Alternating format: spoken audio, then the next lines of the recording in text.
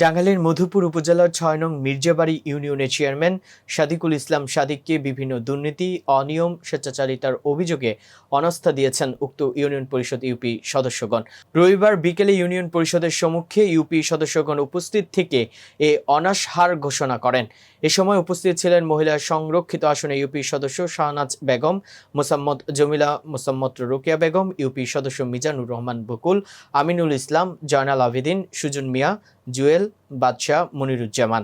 UP সদস্যদের অনাস্থা প্রদানের পর সন্ধ্যায় উক্ত ইউনিয়নের সর্বস্তরের জনগণ দুর্নীতিবাজ চেয়ারম্যান সাদিকুল ইসলাম সাদিকের বিরুদ্ধে এক বিক্ষোভ মিছিল বের করেন। তারা ইউনিয়ন পরিষদ থেকে দুর্নীতিবাজ চেয়ারম্যানের দ্রুত সময়ের মধ্যে অপসারণের জন্য ঊর্ধ্বতন কর্তৃপক্ষের নিকট জোর দাবি জানান। কোনো স্থান করে দেন নাই।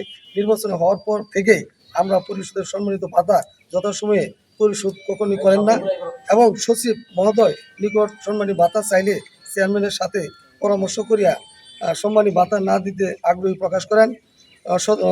সদ্যই গত মাসে মাদারি কার্ড দারিদেরকে চেয়ারম্যান সাহেব নিজেই গোপনে টাকার বিনিময়ে চাকরি দিয়েছেন। এছাড়া কৃষি সেবা কার্যক্রমের সার, বীজ ও অন্যান্য সামগ্রী নিজেই নিজস্ব লোকের নিকট বন্টন করিয়া থাকেন।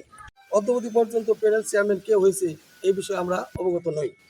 দর্শক, ভিডিওটি ভালো লেগে থাকলে অবশ্যই লাইক, কমেন্ট, শেয়ার করে কাজী টিভি নিউজ 24 এর সাথেই থাকুন এবং সবার আগে সকল আপডেট পেতে ভিজিট করুন www.kazitv news24.com।